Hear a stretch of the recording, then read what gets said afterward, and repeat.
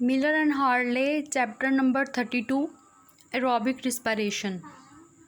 Aerobic respiration अर्थ पे तब स्टार्ट हुई थी जब ऑक्सीजन अर्थ पे प्रोड्यूस होना स्टार्ट हुई फोटोसिंथेसिस की मदद से। जब लाइफ अर्थ पे ओरिजिनेट हुई थी तो तब ऑक्सीजन प्रेजेंट नहीं थी और जितने भी ऑर्गेनिजम्स थे, माइक्रो ऑर्गेनिजम्स जैसे कि बैक्टीरिया या प्रोकैरियोट्स, ऑक्सीजन को इस्तेमाल किए बगैर रिस्पायरेशन करते थे, मतलब एनारोबिक रिस्पायरेशन करते थे। लेकिन वक्त गुजरने के साथ साथ फोटोसिंथेसिस के ज़रिए से जब ऑक्सीजन अकोमुलेट होना शुरू हुई तो इस तरह के ऑर्गेनिजम्स अर्थ पे आने लग गए, इस तरह के एनिमल्स अर्थ पे आने लग गए जो कि एरोबिक रिस्पायरेशन करते थे। अगर एरोबिक रिस्पायरेशन ना होती तो अर्थ में कौन सी ऐसी कमियां थी जो रह जाती। तो अर्थ में बहुत सी ऐसी लाइफ थी जो कि प्रेजेंट ही नहीं होनी थी और अर्थ में जितनी भी एवोल्यूशन है वो स्नेल की तरह होनी थी। स्नेल का वर्ड यहाँ पे क्यों यूज़ हुआ है, क्योंकि स्नेल जो है वो काफ़ी ज़्यादा लो मूवमेंट करता है, बहुत ज़्यादा स्लो मूवमेंट करता है, तो एवोल्यूशन भी स्लोली होनी थी। तो एरोबिक रिस्पायरेशन में क्रैब साइकिल होता है जिसे सिट्रिक एसिड साइकिल भी बोलते हैं। पहले ग्लाइकोलाइसिस होती है जो कि एनारोबिक प्रोसीजर है। पिछले लेक्चर में हम पढ़ चुके हैं कि जो ग्लाइकोलाइसिस है उसमें टोटल 4 ATP प्रोड्यूस होते हैं, एडिनोसिन ट्राईफॉस्फेट जो कि एनर्जी का यूनिट है। उसमें से 2 जो ATP हैं वो यूटिलाइज़ हो जाते हैं, जबकि नेट प्रोडक्शन 2 ATP की रह जाती है। तो बाकी जो एनर्जी जिस्म को पहुंचती है वो क्रैब साइकिल के ज़रिए से पहुंचती है और इसके अलावा इलेक्ट्रॉन ट्रांसपोर्ट चेन के ज़रिए से पहुंचती है। ग्लाइकोलाइसिस के प्रोसीजर में हमने ये पढ़ा था कि ग्लाइकोलाइसिस में ग्लूकोज की रीअरेंजमेंट होती है और एट दी एंड 2 मालिक्यूल बना देता है पायरुवेट के। और ये जो 2 मालिक्यूल होते हैं ये 3 कार्बन होते हैं, क्योंकि ग्लूकोज जो है वो 6 कार्बन कंपाउंड है, तो एंड पे 3 कार्बन के 2 कंपाउंड्स बन जाते हैं जिसे पायरुवेट बोलते हैं। अब ये जो पायरुवेट है यही क्रैब साइकिल में जाएगा जिसे सिट्रिक एसिड साइकिल भी बोलते हैं। और क्रैब साइकिल के दौरान जो प्रोड्यूस होंगे NADH, ये next further electron transport chain में जाएंगे। जो रिस्पायरेशन है इसका प्रोसीजर बेसिकली तीन स्टेप्स पे कंप्राइज है। एक है ग्लाइकोलाइसिस, सेकंड क्रैब साइकिल या सिट्रिक एसिड साइकिल, और थर्ड जो है वो इलेक्ट्रॉन ट्रांसपोर्ट चेन है। तो होता क्या है, इस सारे प्रोसीजर को अगर हम कंबाइन करके देखें, ऑक्सीजन की रिडक्शन होती है और ऑक्सीजन जो है वो वाटर में कन्वर्ट हो जाती है और पायरुवेट कार्बन डाइऑक्साइड में कन्वर्ट हो जाता है। पायरुवेट प्लस ऑक्सीजन ये बनते हैं carbon dioxide plus H2O। 34 ATP plus heat energy. 34 ATP यहाँ पे जो प्रोड्यूस हो रहे हैं ये ग्लाइकोलाइसिस के ATP को निकाल के हैं। 34 नेट ATP इसमें प्रोड्यूस हो रहे हैं और टोटल अगर रिस्पायरेशन का प्रोसीजर देखा जाए तो एक पायरुवेट के मालिक्यूल से 36 ATP प्रोड्यूस होते हैं। और जो क्रैब साइकिल है इसका नाम हैंस क्रैब साइंटिस्ट था जिसने 1930 में 1930s में इसका जो काम था इसके ऊपर काम करना स्टार्ट किया था। तो हैंस क्रैब के नाम पे इसका नाम रखा गया क्रैब साइकिल का। इसमें होता क्या है कि जैसे ऑक्सीजन की रिडक्शन होती है इसी तरह पायरुवेट की ऑक्सीडेशन होती है। पायरुवेट जब ऑक्सीडेशन होती है तो ये कार्बन डाइऑक्साइड में कन्वर्ट हो जाता है और इसमें ऑक्सीडेशन रिडक्शन रिएक्शन के लिए इलेक्ट्रॉन कैरियर्स कौन से हैं जो कि इलेक्ट्रॉन्स को फर्दर लेके जाते हैं इलेक्ट्रॉन ट्रांसपोर्ट चेन में। तो इसमें FAD है और NAD है। NAD जो है वो निकोटिनामाइड एडेनिन डाइन्यूक्लियोटाइड है और FAD फ्लेविन एडेनिन डाइन्यूक्लियोटाइड है। ये दोनों जो है वो न्यूक्लियोटाइड हैं।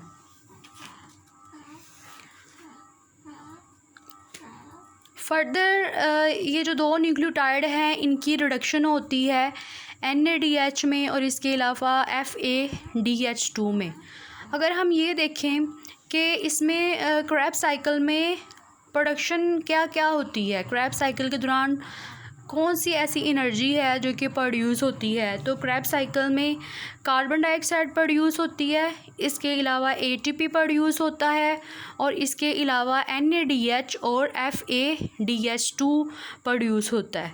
जो NADH एंड FADH2 है ये फर्दर आगे इलेक्ट्रॉन ट्रांसपोर्ट चेन में जाता है और इसकी ऑक्सीडेशन होती है और उसके बाद ये एक series of oxidation reduction reaction में चला जाता है और series of oxidation reduction reaction से गुज़रने के बाद ये फाइनल एक्सेप्टर जो कि ऑक्सीजन है उसमें चला जाता है।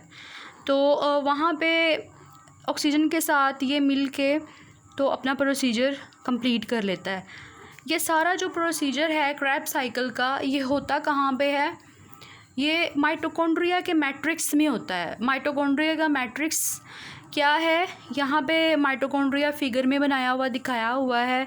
तो माइटोकॉन्ड्रिया डबल मेम्ब्रेनस स्ट्रक्चर है, इसकी आउटर मेम्ब्रेन भी होती है, इसके अलावा इसके इनर मेम्ब्रेन भी होती है। ये जो इनर मेम्ब्रेन है ये फोल्डेड है, तो ये जो फोल्डेड इनर मेम्ब्रेन है इसे बोलते हैं क्रिस्टाई और इसके अंदर जो फ्लूइड लाइक मटेरियल होता है इसे बोलते हैं माइटोकॉन्ड्रियल मैट्रिक्स।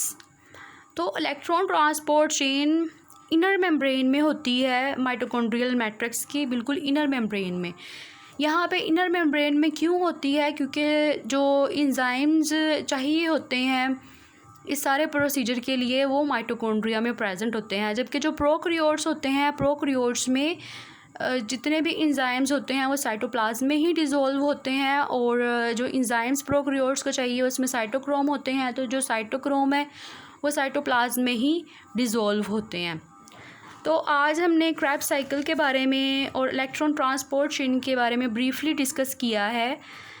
क्रैब्स साइकिल जो साइकिल का जो नेम है ये हैंस क्रैब के नाम पे रखा गया जिसने 1930s में काम किया और इसमें जो टोटल प्रोडक्शन है वो 34 ATP की होती है और इसमें इलेक्ट्रॉन कैरियर्स प्रोड्यूस होते हैं, ATP प्रोड्यूस होता है, इसके अलावा 3 कार्बन डाइऑक्साइड प्रोड्यूस होते हैं और ये जो सारा प्रोसीजर है ये माइटोकॉन्ड्रियल मैट्रिक्स के अंदर होता है। माइटोकॉन्ड्रियल मैट्रिक्स की जो इनर मेम्ब्रेन है वहाँ पे इलेक्ट्रॉन ट्रांसपोर्ट चेन का जो प्रोसीजर है वो होता है। अब क्रैब्स साइकिल होता कैसे है, यहाँ पे डायग्राम में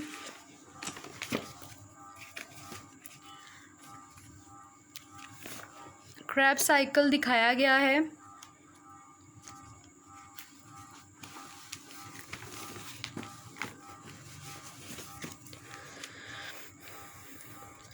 अगर आप देखें तो यहाँ पे CoA है, CoA जो है ये एंजाइम है।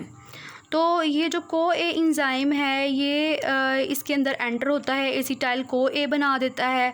पायरुवेट जब इसके अंदर एंटर होता है तो इसमें से कार्बन डाइऑक्साइड जो होती है वो निकल जाती है और यहाँ पे NAD पॉजिटिव जो है वो NADH2 में कन्वर्ट हो जाता है।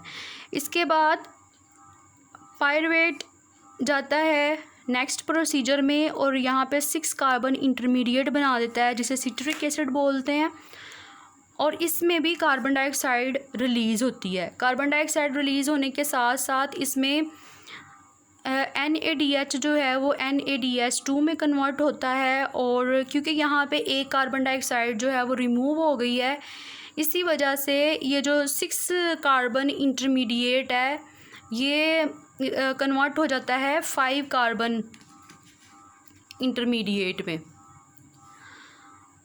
और उसके बाद दोबारा कार्बन डाइऑक्साइड यहाँ से निकल जाती है और ADP के साथ एक इनऑर्गेनिक फॉस्फेट लग जाता है तो ये ATP में कन्वर्ट हो जाता है। NAD पॉजिटिव अगेन NADH2 में कन्वर्ट हो जाता है। 4 कार्बन इंटरमीडिएट सक्सिनिक एसिड बनता है। ये जो 5 कार्बन इंटरमीडिएट है इसको अल्फ़ा कीटो ग्लूटारिक एसिड बोलते हैं, अल्फ़ा कीटो ग्लूटारिक एसिड। और जो 4 कार्बन इंटरमीडिएट है इसे सक्सिनिक एसिड बोलते हैं। 4 कार्बन इंटरमीडिएट अगेन रीअरेंजमेंट होती है इसकी मैलिक एसिड में और इस दौरान भी FAD कन्वर्ट होता है FADH2 में, नेक्स्ट दोबारा रीअरेंजमेंट होती है और ये ऑक्सैलोएसिटिक एसिड बना देता है। ये 4 कार्बन इंटरमीडिएट है और इसमें भी NADH प्रोड्यूस होता है। और इस तरह 4 कार्बन इंटरमीडिएट जब ये दोबारा यहाँ पे जाता है तो ये 2 कार्बन जो होते हैं उसके साथ मिलता है। ये 2 कार्बन कहाँ से आए? ये पायरुवेट के 2 कार्बन्स हैं, क्योंकि यहाँ पे पायरुवेट वैसे तो 3 कार्बन कंपाउंड है, तो क्योंकि इसमें एक कार्बन जो है वो निकल जाती है कार्बन डाइऑक्साइड की फॉर्म में, इस वजह से यहाँ पे 2 कार्बन प्रोड्यूस होते हैं। तो टोटल अगर हम क्रेब्स साइकिल को देखें तो क्रेब्स साइकिल में क्योंकि पायरुवेट के 2 मॉलिक्यूल इसके अंदर एंटर होंगे, तो इसमें जो NADH2 बनते हैं ये 6 बनते हैं और FADH2 जो है वो 2 बनते हैं, और जबकि जो ATP है वो 2 बनते हैं, क्योंकि यहाँ पे जो पायरुवेट है, पायरुवेट का एक मॉलिक्यूल बताया गया है और एक मॉलिक्यूल में एक ATP है, जबकि अगर पायरुवेट के हम दोनों मॉलिक्यूल को कंसिडर करें तो टोटल एक ग्लूकोज के मॉलिक्यूल से जो कि क्रेब्स साइकिल में जाता है in the form of pyruvic acid, तो वो 2 ATP बनाता है। Next electron transport chain start हो जाती है। यहाँ पे जो NADH2 और FADH2 जो प्रोड्यूस हुए होते हैं वो इलेक्ट्रॉन ट्रांसपोर्ट चेन में चले जाते हैं।